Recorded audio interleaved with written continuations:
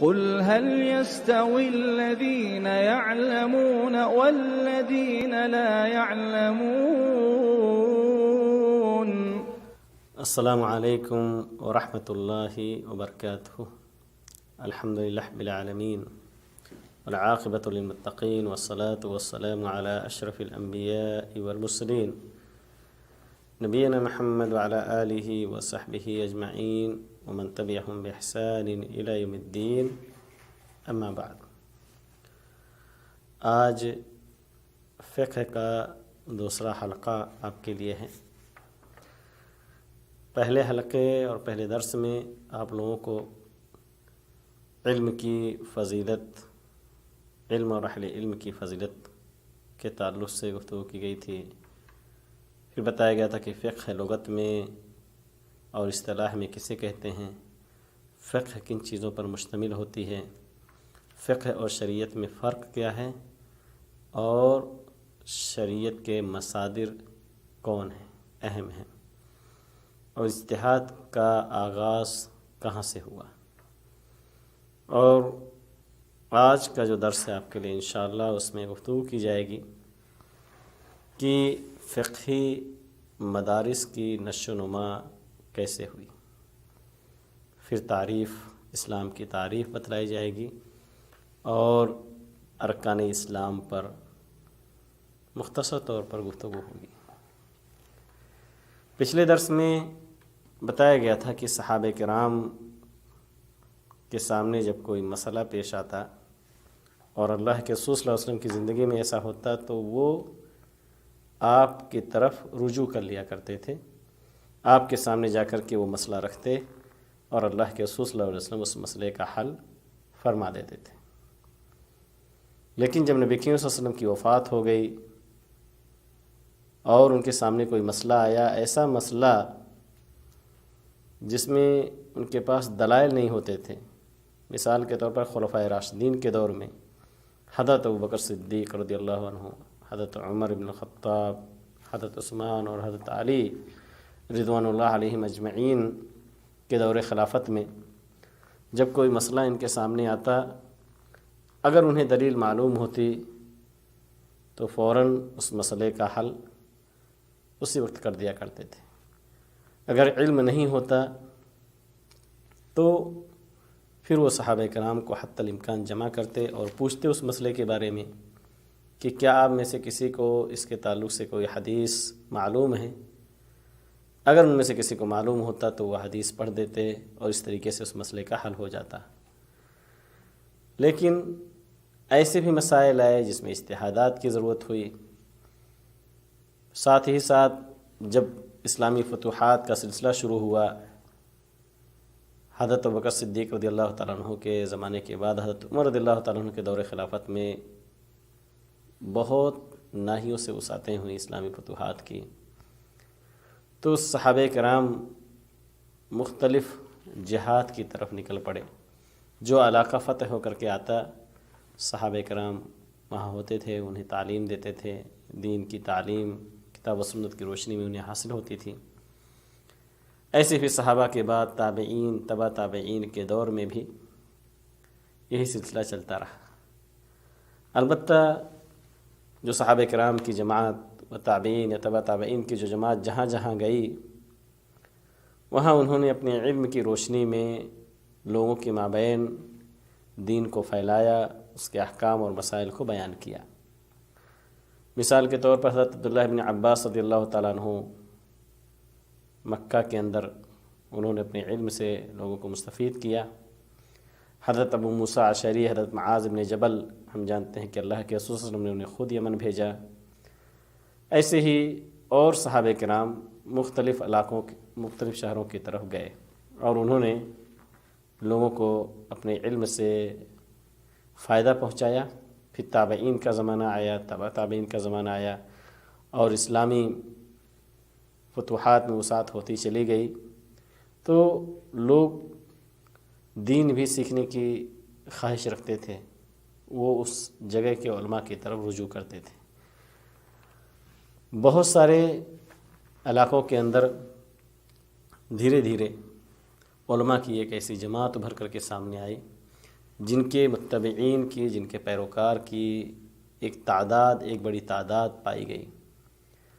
بہت سارے اسلامی فتوحات کے بعد بہت سارے علماء نے شہرت حاصل کی اپنے علم، اپنے فقہ کی بنیاد پر، لیکن عام طور سے جو 4 ائمہ اربعہ جنہیں کہتے ہیں، امام مالک رحمۃ اللہ علیہ، امام شافعی، امام حنیفہ، امام احمد بن حنبل رحمہ اللہ، ان کو جو شہرت حاصل ہوئی وہ اوروں کو حاصل نہ ہو سکی، حالانکہ اس کے علاوہ اور بھی فقہی مدارس موجود تھے، اور ان سے پہلے صحابہ، تابعین، تبع تابعین کے اندر بھی بہت سارے ایسے علماء تھے جنہوں نے شہرت حاصل کی، اور ان کی بھی متبعین کی تعداد موجود تھی۔ تو صحابہ کرام، تابعین، تبع تابعین جو خیر القرون ہے، سب سے بہترین دور ہے، اللہ کے رسول نے جو فرمایا کہ سب سے بہترین میرا زمانہ ہے، اس کے بعد والے لوگوں کا، اس کے بعد والے لوگوں کا، اس دور کے اندر اس حد تک اختلافات نہیں ہوتے تھے کہ ان کا حل نہ ہو، لیکن جیسے جیسے وہ دور گزرتا گیا، خیر القرون کا زمانہ ختم ہوتا گیا، اختلافات بھی بڑھتے رہے، اور لوگ اپنے اپنے اماموں کے تعلق سے دھیرے دھیرے عصبیت کے بھی شکار ہوتے گئے، یہاں تک کہ 4 صدی ہجری کے اندر شاہ ولی اللہ محدث دہلوی کے بقول یہ عصبیت اس حد تک بڑھ گئی کہ لوگ ایک دوسرے کے اماموں کے متبعین کو برا بھلا بھی کہنے لگے۔ تو یہ 4 مذاہب مشہور ہوئے۔ مذہب حنفی، جس کی نسبت امام ابو حنیفہ رحمۃ اللہ علیہ کی طرف ہے، امام حنیفہ رحمۃ اللہ علیہ یعنی نعمان ابن ثابت ان کا نام ہے، ان کی پیدائش سن 80 ہجری اور وفات سن 150 ہجری میں ہوئی، اور کوفہ کے اندر ان کے مذہب کی نشوونما ہوئی۔ اس کے بعد مذہب مالکی ہے، جس کی نسبت امام مالک ابن انس کی طرف ہے، مالک ابن انس، نہ کہ انس ابن مالک۔ انس ابن مالک ایک صحابی ہیں، لیکن مالک ابن انس یہ موطا کے مؤلف ہیں، جو ایک بہت ہی مشہور اور معتبر کتاب ہے حدیث کی۔ تو امام مالک ابن انس رحمۃ اللہ علیہ کی ولادت سن 93 ہجری 93 ہجری میں ہوئی، اور سن 179 ہجری میں ان کی وفات ہوئی۔ امام شافعی رحمۃ اللہ علیہ، جن کا نام محمد ابن ادریس الشافعی ہے، ان کی ولادت سن 150 ہجری اور وفات سن 204 ہجری۔ تو امام مالک رحمۃ اللہ علیہ مدینے کے امام قرار پائے، امام شافعی مصر کے، اور امام چوتھا مذہب حنبلی، اس کی نسبت امام احمد ابن حنبل کی طرف ہے، اور ان کی ولادت سن 164 ہجری میں ہوئی، وفات سن 241 ہجری میں ان کو بغداد کے اندر شہرت ملی، یعنی عراق کے اندر۔ تو یہ 4 مذاہب ایسے ہوئے جن کی شہرت ہوئی اور جن کے متبعین بھی پائے گئے۔ آج بھی کثرت سے ان کے معتقدین پائے جاتے ہیں، البتہ اس کے اندر تھوڑی سی عصبیت بھی شامل حال ہوتی ہے، حالانکہ دین کے اندر اصل یہ ہے کہ آدمی اپنے دین کو قرآن اور صحیح احادیث کی روشنی میں سیکھنے کی کوشش کرے، اور کسی بھی امام کے تعلق سے ایسی عصبیت نہ ہو کہ ان کے امام کے زبان سے جو بھی بات نکلی ہے وہی حق ہے، بلکہ جو قرآن و صحیح حدیث ہے وہی ہمارا دین ہے، اور ہمارا دین اللہ کے رسول صلی اللہ علیہ وسلم کے ہاتھوں پر مکمل ہو گیا تھا۔ تو اختلافات اگر ہوں تو اس اختلاف کو کتاب اللہ اور سنت رسول اللہ صلی اللہ علیہ وسلم کی طرف رجوع کر کے حل کر لینا چاہیے۔ تو یہ مختصر طور پر آپ لوگوں کے سامنے فقہی مدرسوں کے نشو و نما کے تعلق سے بتلایا گیا۔ اب آئیے آگے بڑھتے ہیں۔ آج کے درس کا جو دوسرا نقطہ ہے، جو دوسرا پوائنٹ ہے، وہ ہے کہ اسلام کسے کہتے ہیں اور ارکان اسلام کون کون سے ہیں۔ اسلام ہم سبھی جانتے ہیں کہ یہ مصدر ہے، سلیمہ سے اسلام امن و سلامتی کے معنی میں ہے، اور اسلام کہتے ہیں کہ اللہ رب العالمین کے حکم کی مکمل تابعداری کرنا اور اس کی اطاعت کو بحسن و خوبی بجا لانا۔ اسلام کے 5 ارکان ہیں، جس کا ذکر حضرت عبداللہ ابن عمر رضی اللہ تعالیٰ عنہ کی اس حدیث کے اندر ہے، جس کے اندر وہ بیان فرماتے ہیں، کہتے ہیں قال رسول اللہ صلی اللہ علیہ وسلم بنی الاسلام علی 5 शहादत अल्ला इलाहा इल्लल्लाह व अन्न मुहम्मद रसूलुल्लाह व इक़ामिस सलाह व इताइज़ ज़काह व हज्जिल बैत व सौम रमज़ान। रवाहुल बुखारी। सही बुखारी की हदीस है। हज़रत अब्दुल्लाह इब्न उमर रदियल्लाहु अन्हुमा से यह हदीस मरवी है। कहते हैं कि रसूलुल्लाह सल्लल्लाहु अलैहि वसल्लम ने फरमाया कि इस्लाम की बुनियाद 5 चीज़ों पर कायम है। सबसे पहले कलमे शहादतैन का इकरार, यानी इस बात की गवाही देना कि अल्लाह के अलावा कोई हकीकी माबूद नहीं और मोहम्मद सल्लल्लाहु अलैहि वसल्लम अल्लाह ताला के सच्चे रसूल हैं। दूसरा रुकन है नमाज कायम करना, तीसरा ज़कात अदा करना, चौथे रोज़ा रखना और पाँचवा हज करना। इस हदीस के अंदर अलबत्ता रमज़ान के रोज़े का जिक्र बाद में है, लेकिन और भी अहादीस है जिसमें तरतीब भी मौजूद है। तो ये इस्लाम के अरकान हैं, इस्लाम की बुनियादी चीज़ें हैं। एक मुसलमान को कोशिश करनी चाहिए कि सबसे पहले इन बुनियादी चीज़ों की मुहाफ़ज़त करें। तो ये अरकान इस्लाम मुकम्मल तौर से आपके इस फ़िक़्ह के हर लेवल के अंदर इसी को तफसील से बयान करेंगे, लेकिन यहाँ इख्तिसार के तौर पर इन्होंने ज़िक्र किया है। चुनांचे वो कहते हैं कि पहला जो रुकन है अल्लाह और उसके रसूल की गवाही देना, ये हकीकत में तमाम अम्बिया की यही दावत थी। इसी कलमे की तरफ तमाम नबियों ने अपने अपने कौम के लोगों को बुलाया और अल्लाह रब्बुल आलमीन ने भी कुरान मजीद के अंदर ज़िक्र किया कि वमा खलक़तुल जिन्न वल इंस इल्ला लियअबुदून, कि जिनों और इंसानों को तो हमने सिर्फ़ अपनी इबादत के लिए पैदा किया है। दूसरी जगह अल्लाह रब्बुल आलमीन कहता है, सूरह अनआम की आयत है कि कुल इन्न सलाती व नुसुकी व महयाया व ममाती लिल्लाहि रब्बिल आलमीन। ए नबी आप कह दीजिए कि बेशक मेरी नमाज, मेरी कुर्बानी, मेरी ज़िंदगी और मेरी मौत सब अल्लाह रब्बुल आलमीन के लिए है। इबादत किसे कहते हैं? जो अल्लाह ताला ने ज़िक्र किया कि वमा खलक़तुल जिन्न वल इंसा इल्ला लियअबुदून, तो इबादत है क्या? इबादत की तारीफ़ तो ऐसे बहुत सारे लोगों ने की है, लेकिन शेखुल इस्लाम इब्न तैमिया रहमहुल्लाह की तारीफ़ बहुत ही मारूफ़ और मशहूर है। वो कहते हैं कि इस्मुन जामिउन लिकुल्लि मा युहिब्बुहुल्लाहु व यरदाह मिनल अक़वाली वल अअमाली अज़्ज़ाहिरति वल बातिना। कहते हैं कि अक़वाल और अमाल में से हर वो चीज़ खाह ज़ाहिर हो या बातिन हो, खाह ज़ाहिर हो यानी वो दिखे, या बातिन हो यानी उसका ताल्लुक़ दिल से हो, क़ल्ब से हो, अल्लाह ताला उसे पसंद करता हो, अल्लाह ताला के नज़दीक को महबूब हो, अल्लाह ताला उससे राज़ी हो, तो इसी को इबादत कहते हैं। तो इबादत ज़ाहिरी भी होती हैं, जैसे कि नमाज है, जैसे कि हज है, जैसे कि ज़कात है। इसी अरकान इस्लाम की अगर मिसाल आप दे लेते हैं। और बातनी इबादत हर वो अमल है जिसका ताल्लुक़ दिल से हो, जैसे तक़वा है, महब्बत है, इखलास है, या इसी तरीके से यकीन है, उम्मीद है, रजा, ये सब क़ल्बी इबादत हैं और ये सबसे अहम हैं।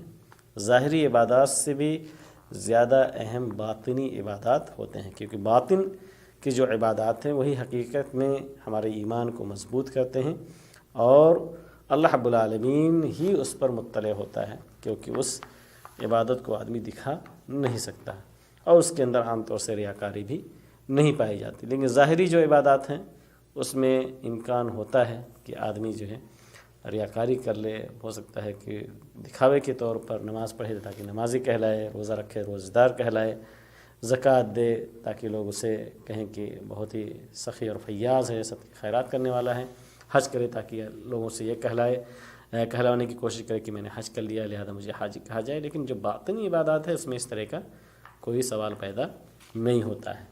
तो ये इबादत है। शहादत, अशहदु अल्ला इलाहा इल्लल्लाह अशहदु अन्ना मुहम्मद रसूलुल्लाह कि मैं गवाही देता हूँ अल्लाह के अलावा कोई माबूद बरहक नहीं, और इस बात की भी गवाही देता हूँ कि मोहम्मद सल्लल्लाहु अलैहि वसल्लम अल्लाह ताला के सच्चे रसूल हैं। तो ये इस्लाम का पहला रुकन है। दूसरा रुकन है नमाज कायम करना, और नमाज का ज़िक्र भी इंशाअल्लाह दूसरे लेवल में आएगा। तीसरा रुकन है कि ज़कात अदा करना। यहाँ पर इख्तिसार के तौर पर ही आपको बतलाया जा सकता है, क्योंकि इन सारी चीज़ों की तफसील जो है वो इंशाअल्लाह अगले लेवल में आएगा। और चौथा उसका जो रुकन है वो है माह रमज़ान का रोज़ा रखना। यानी अल्लाह रब्बुल आलमीन ने कुरान मजीद के सूरह बकरा के अंदर ज़िक्र किया है कि या अय्युहल्लज़ीना आमनू कुतिबा अलैकुमुस्सियामु कमा कुतिबा अलल्लज़ीना मिन क़ब्लिकुम لعلکم تتقون. تو یہ روزے کو اللہ رب العالمین نے اس کے ذریعے سے فرض قرار دیا. تو اسلام کا یہ چوتھا رکن ہے، اور اس کے بھی تفصیل، اس کا ڈیٹیل بھی انشاءاللہ اگلے لیول میں آپ کو ملے گا. آخری جو رکن ہے اسلام کا وہ ہے حج. حج کی ادائیگی ایک مسلمان کے اوپر جو صاحب استطاعت ہو، اس کے اوپر زندگی میں ایک بار فرض ہے. استطاعت مالی بھی ہو اور بدنی بھی ہو، بدن کی بھی استطاعت ہو اور مال کی بھی استطاعت ہو، تو ایسے شخص کے اوپر اللہ رب العالمین حج کو فرض قرار دیتا ہے. لہذا ہمیں سب سے پہلے انہی اسلام کے جو یہ ارکان ہیں اس کی محافظت کی کوشش کرنی چاہیے، اس پر عمل کرنا چاہیے. اس کے اندر کسی طرح کی غفلت، کسی طرح کی سستی نہیں کرنی چاہیے. لہذا ہماری کوشش ہو کہ ہم سب سے پہلے اپنی زندگی کے اندر اس کی محافظت کریں، اس میں کسی بھی طرح سے تغافل سے کام نہ لیں. تو آج کا جو ہمارا درس تھا اس کے اندر ہم نے پڑھا کہ فقہی مدارس کی نشو و نما کیسے ہوئی، اسلام کی تعریف کیا ہے، ارکان اسلام کون سے ہیں، اور پھر اختصار کے طور پر بتلایا گیا کہ پانچوں ارکان کیا ہیں، ان کی اہمیت کیا ہے، اور کس طریقے سے اللہ رب العالمین نے ہمارے دین کے اندر اس کو قائم کیا ہے. ہمیں ضرورت ہے کہ ہم اس کو سمجھیں، اس پر عمل کریں، اور دوسرے لوگوں کو بھی اس کی طرف دعوت دینے کی کوشش کریں. اللہ تعالیٰ سے دعا ہے کہ اللہ رب العالمین ہم سب کو دین سیکھنے کے ساتھ ساتھ اس پر عمل کرنے کی توفیق دے، اور جو سیکھیں اوروں کو بھی اس کی طرف دعوت دینے بلانے کی توفیق عطا فرمائے. آمین وآخر دعوانا رب العالمین. السلام علیکم ورحمۃ اللہ وبرکاتہ. قل هل يستوي الذين يعلمون والذين لا يعلمون